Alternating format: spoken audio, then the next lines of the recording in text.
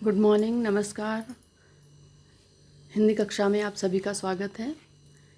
बच्चों, हम हजारी प्रसाद द्विवेदी द्वारा लिखित निबंध अशोक के फूल का अध्ययन कर रहे थे। आपको बताया गया था पाठ के आरंभ में कि अशोक के फूल हजारी प्रसाद जी का ललित निबंध है और हिंदी के ललित निबंधकारों में हजारी प्रसाद द्विवेदी जी का नाम सर्वोपरि आता है। तो भाग 2 इस वीडियो में आगे के पाठ की हम व्याख्या समझेंगे। जहाँ तक हमने पढ़ लिया था उसके आगे अब इस वीडियो में समझेंगे। आइए पाठ आरंभ करते हैं। यहाँ तक पढ़ा था हमने कि लेखक कहते हैं कि अशोक को याद भी किया गया तो उसका अपमान करके, किसी निफूले पेड़ को जिसमें कभी फूल लग ही नहीं सकते ऐसे वृक्ष को अशोक का नाम दे दिया गया। तो लेखक आगे कहते हैं कि मेरे मानने ना मानने से क्या होता है। अगर कोई एक व्यक्ति सही को सही, गलत को गलत कहता है तो एक व्यक्ति के कहने से उतना असर नहीं जब तक कि सभी लोग ना माने। लेखक कहते हैं कि जब ईसवी सन का आरंभ हुआ, ईसवी सन के आरंभ के आसपास अशोक का शानदार पुष्प भारतीय केवल साहित्य में नहीं, भारतीय धर्म में, साहित्य, शिल्प में भी अद्भुत महिमा के साथ आया था। उसी समय शताब्दियों से के परिचित यक्षों, गंधर्वों ने भारतीय धर्म साधना को एकदम नवीन रूप में बदल दिया था। उस समय क्या हुआ कि जब कितनी शताब्दियों पहले से सुपरिचित हैं जो हमारे लिए, भारतीयों के लिए, यक्ष और गंधर्व, ऐसी दो जातियां जिन्होंने हमारे देश की धर्म साधना को, जो साधना किसी भी धर्म से, विशेषकर यहाँ पर आर्य की बात हो रही है, आर्य का से तात्पर्य हिंदू धर्म से है, हिंदू धर्म की साधना को एक नए रूप में परिवर्तित किया, एक नया रूप प्रदान किया था। हिंदी भाषा विद्वानों का मानना है कि जो भी गंधर्व क्या थे, जो भाषा वैज्ञानिक हैं वो ये बताते हैं कि गंधर्व वास्तव में काम देवता का ही एक दूसरा उच्चारण है, या हम कह सकते हैं कि पर्यायवाची है। पंडितों ने शायद ठीक ही सुझाया, पंडितों अर्थात जो हिंदी भाषा के जानकार हैं, विद्वान हैं, उन्होंने ठीक ही कहा, गंधर्व और कंदर्प दोनों एक दूसरे के भिन्न भिन्न उच्चारण अर्थात दोनों एक दूसरे के पर्यायवाची हैं। कंदर्प देवता ने यदि अशोक को चुना तो निश्चित रूप से एक आर्येतर सभ्यता की देन है। यदि काम देवता ने अशोक का ही चयन किया, अशोक को ही चुना विशेष कार्य के लिए, तो ये निश्चित है, यहाँ ये बात निश्चित हो जाती है कि यह रूप आर्यों से अलग दूसरी सभ्यता की देन है। इन आर्यों से अलग जातियों के, जो आर्येतर का अलग अर्थ है, आर्यों से अलग जातियों के उपास्य, उनके जो आराध्य देवता थे वो थे वरुण, कुबेर, वज्रपाण यक्षपति, धन के महाराज, जो धनाधिपति कहे जाते हैं, कुबेर, और वज्रपाण यक्षपति थे, उनके ये देवता थे। अर्थात जो आर्यों से हटकर जो जातियां थीं। कंदर्प यद्यपि काम देवता का नाम हो गया बाद में चल के, तथापि वह है गंधर्व का ही पर्याय। बाद में भले ही कंदर्प काम देवता का ही पर्याय हो गया, लेकिन वो पहले गंधर्वों का ही पर्याय था। शिव से भिड़ने जाकर एक बार ये पिट चुके थे। काम देवता के लिए कहा जाता है कि एक बार ये शिव की तपस्या भंग करने के लिए पहुंच गए थे, शिव की साधना भंग करने, तो शिव ने इन्हें भस्म कर दिया था। एक बार ये पिट चुके, अर्थात ये उनके द्वारा भस्म किए जा चुके थे। शिव ने तीसरा नेत्र खोल दिया था और कामदेव भस्म हो गए थे। तब से ये शिव से डरते थे, विष्णु से भी डरते थे। विष्णु ने भी एक बार इनका सामना हो चुका था, उनसे भी हार गए थे। अर्थात काम देवता जो लोगों को आकर्षित करते हैं, लोगों पर अपना प्रभाव छोड़ते हैं, वो शिव और विष्णु से घबराते थे। बुद्ध देव पर भी उनकी नहीं चली थी, उनसे भी टक्कर लेकर, महात्मा बुद्ध से भी।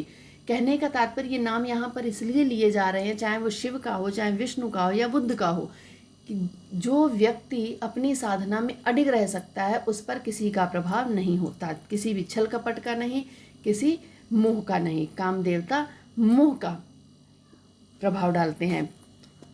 लेकिन कंदर्प देवता हार मानने वाले जीव ना थे, हार नहीं मान सकते थे जल्दी, बार बार कोशिश करते, वो बार बार हारने पर भी वे झुके नहीं, नए नए अस्त्रों का प्रयोग करते रहे। अशोक शायद उनका अंतिम अस्त्र था।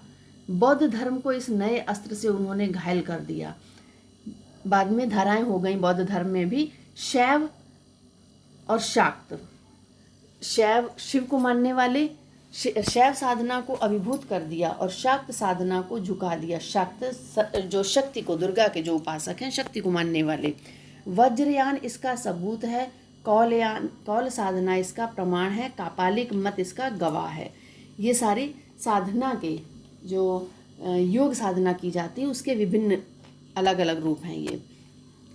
रविंद्रनाथ ने इस महामानव, कहने का तात्पर्य यहाँ पर इन पंक्तियों में ये था कि बौद्ध धर्म का एक अंश जो वज्रयान, इसका प्रत्यक्ष प्रमाण है। वज्रयानी शाखा के लोग काम देवता में विश्वास रखते हैं और वाम मार्गी शाक्त साधना भी इसका प्रमाण है।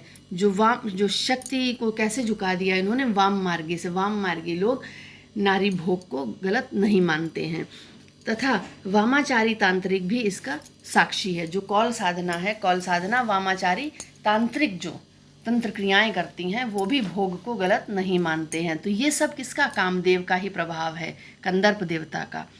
रविंद्रनाथ ने इस भारतवर्ष को महामानव समुद्र कहा है। विचित्र देश है यह।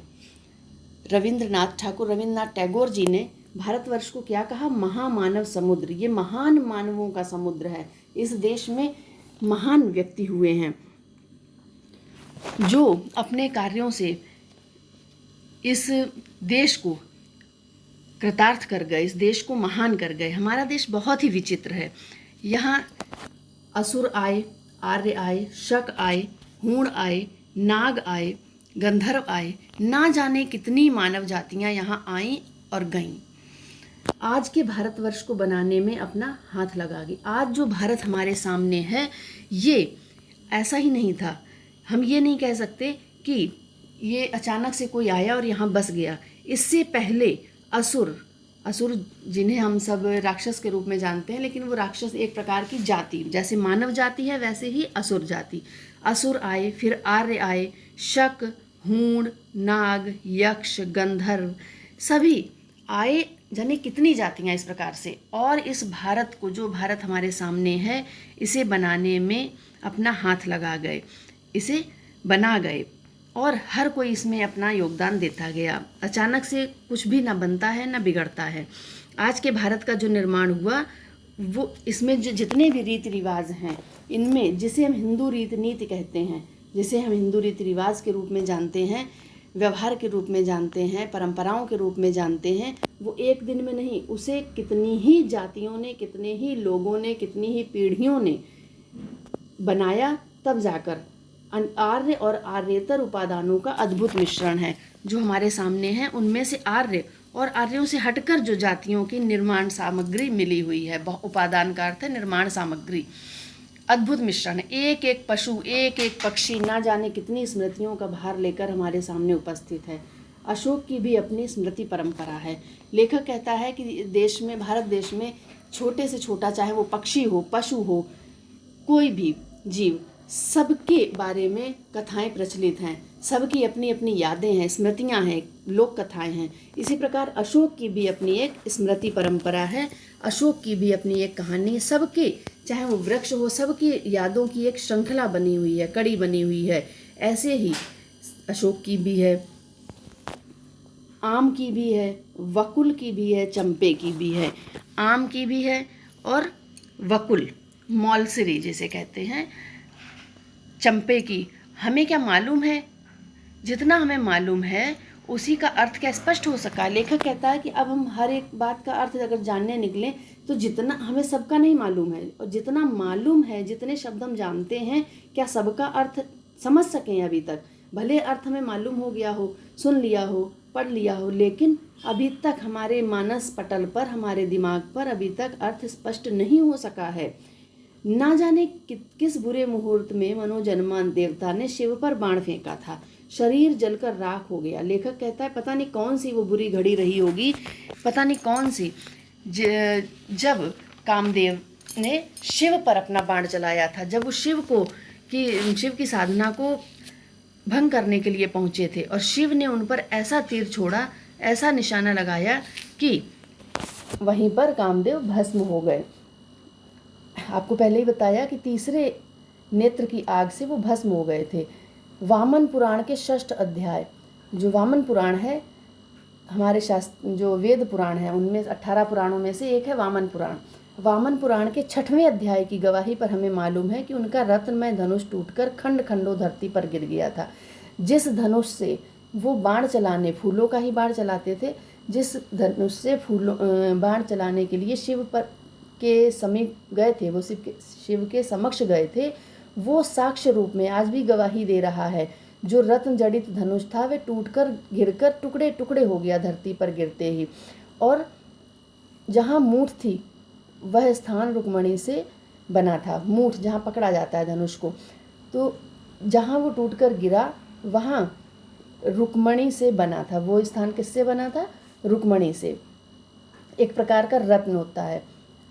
और वहाँ क्या हुआ? चंपे का फूल बन गया। जहाँ वो गिरा वहाँ पर रुक्मणी आप एक तरह से कह सकते हैं स्वर्ण, सोने और अन्य रत्नों से मिलकर बना हुआ।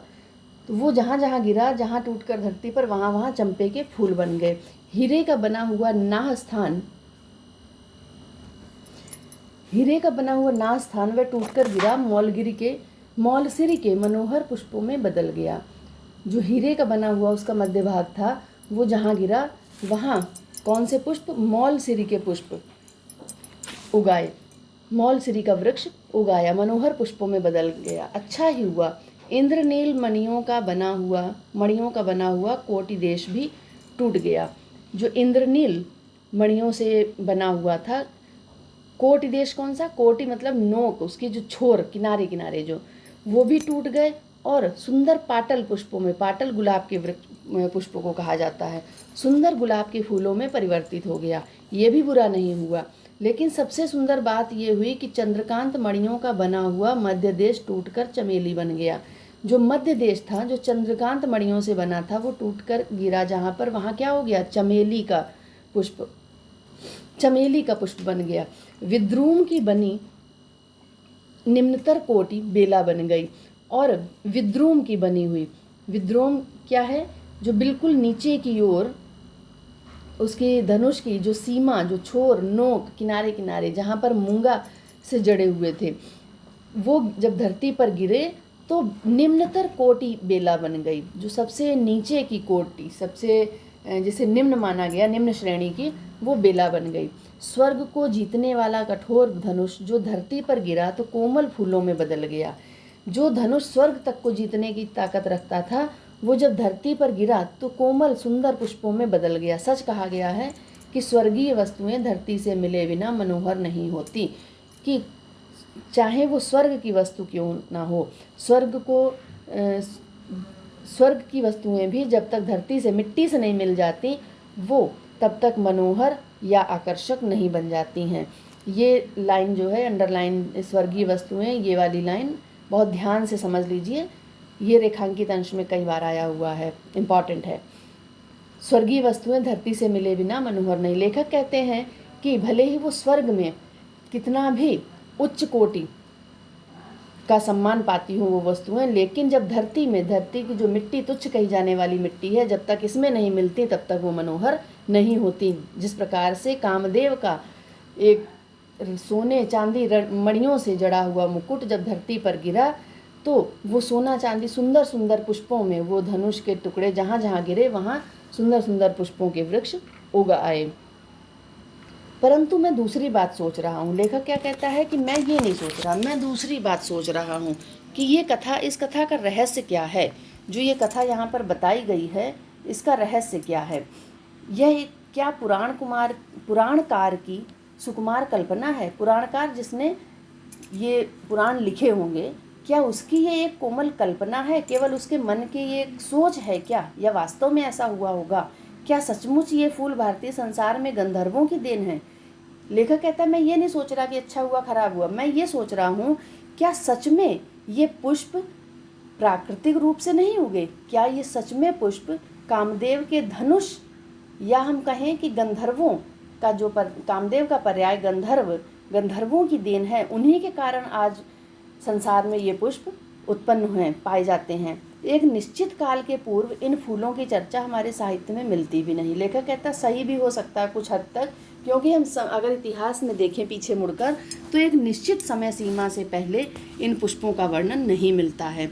सोम तो निश्चित रूप से गंधर्वों से खरीदा जाता था। सोम का पर्याय, सोम अमृत का भी पर्याय होता है और सोम मदिरा का भी पर्याय होता है। तो ये गंधर्वों के यहाँ, गंधर्व शौकीन होते थे इन सब के, तो उनसे खरीदा जाता था। ब्राह्मण ग्रंथों में यज्ञ की विधि में यह विधान सुरक्षित रह गया। ये फूल भी क्या उन्हीं से मिले थे? कुछ बातें तो मेरे मस्तिष्क में बिना सोचे ही उपस्थित हो रही हैं। लेखक कहता है कि कुछ बातें मैं नहीं सोच रहा, फिर भी वो मेरे मन में आ रही, मेरे दिमाग में आ रही हैं। यक्षों और गंधर्वों के देवता कुबेर, सोम, अप्सराएं यद्यपि बाद में ब्राह्मण ग्रंथों में भी स्वीकृत हैं, तथापि पुराने साहित्य में आप देवता के रूप में ही मिलते हैं।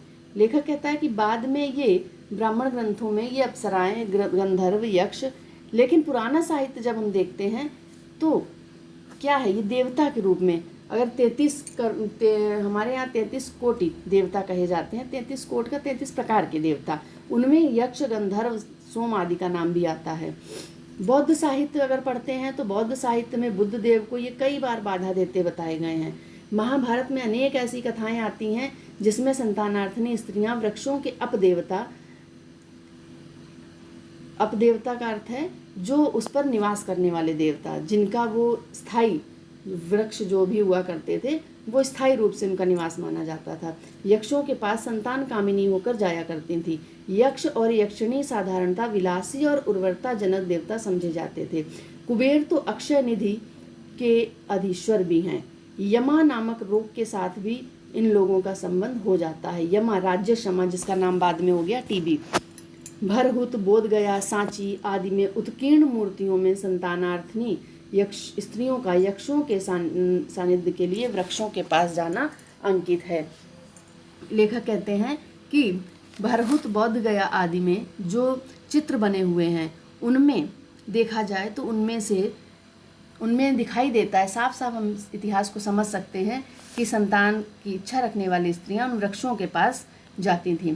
इन वृक्षों के पास अंकित मूर्तियों की स्त्रियां प्रायः नग्न हैं, केवल कटि देश में एक चौड़ी मेखला पहने हैं।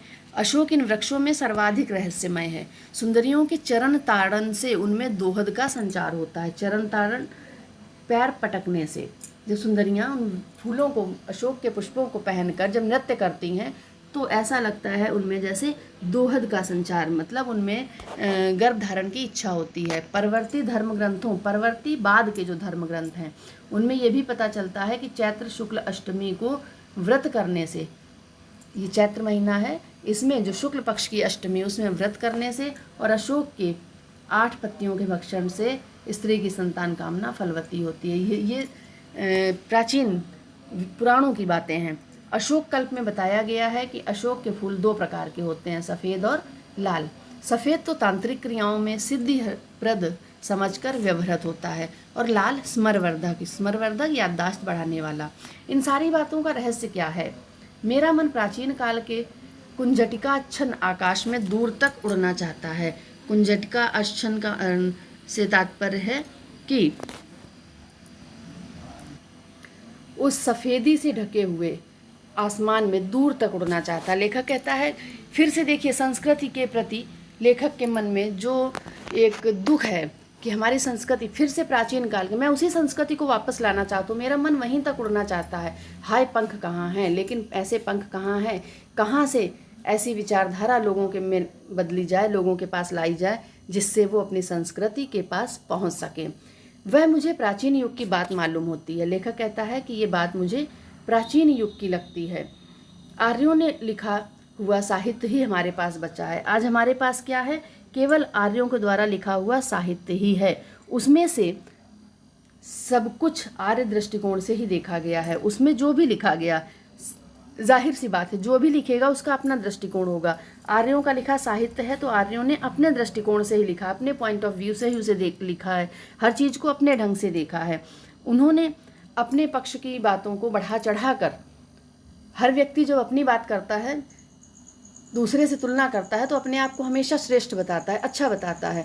यही आर्यों के द्वारा लिखे गए साहित्य में भी हमें मिलता है। उन्होंने अपने पक्ष को बढ़ा चढ़ाकर बताया है। आर्यों से अनेक जातियों का संघर्ष हुआ। अनेक जातियाँ जो भी आईं इस देश में, आर्यों से उनका झगड़ा हुआ, संघर्ष हुआ। क्यों? अपनी अस्तित्व को, अपनी सत्ता को बचाए रखने के लिए। कुछ ने उनकी अधीनता नहीं मानी, ज़्यादा गर्वीली थी, वे कुछ ज़्यादा गर्वीली थी। कुछ ने क्या हुआ, उनकी अधीनता मान ली, उनके अंडर में कह सकते हैं रहकर काम करने लगे, या फिर उन स्वामित्व स्वीकार कर लिया, सेवक बनकर रहने लगे।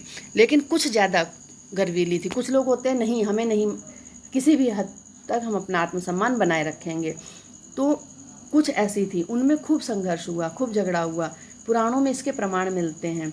ये इतनी पुरानी बात है कि सभी संघर्षकर्ता शक्तियाँ बाद में देवयोनि जात मान ली गई। बाद में चाहे वो असुर हों, असुरों से खूब संघर्ष हुआ, चाहे वो यक्ष हों, बाद में इन सबको क्या है, बात इतनी पुरानी अब हो चुकी है कि बाद में उन सबको देवता मान लिया गया, उनका अस्तित्व ही समाप्त हो गया।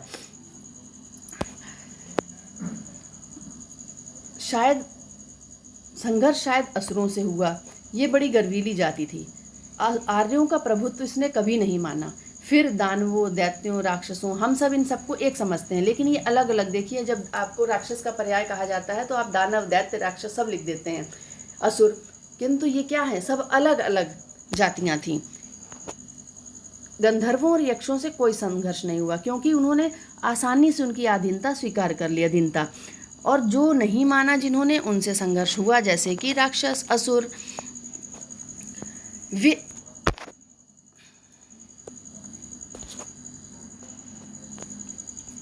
वे शायद शांतिप्रिय जातियाँ थीं। क्यों नहीं? क्योंकि यक्ष और गंधर्व शांतिप्रिय थे। वो कलाओं में विश्वास रखते थे, संगीत में विश्वास रखते थे, मधुर संबंधों में विश्वास रखते थे। इसलिए उन्होंने आसानी से अधीनता, अर्थात उन्होंने प्रेम का मार्ग निकाला। आज के वीडियो में यहीं तक रखते हैं। इसके बाद हम अगले वीडियो में आगे का पाठ पढ़ेंगे। धन्यवाद।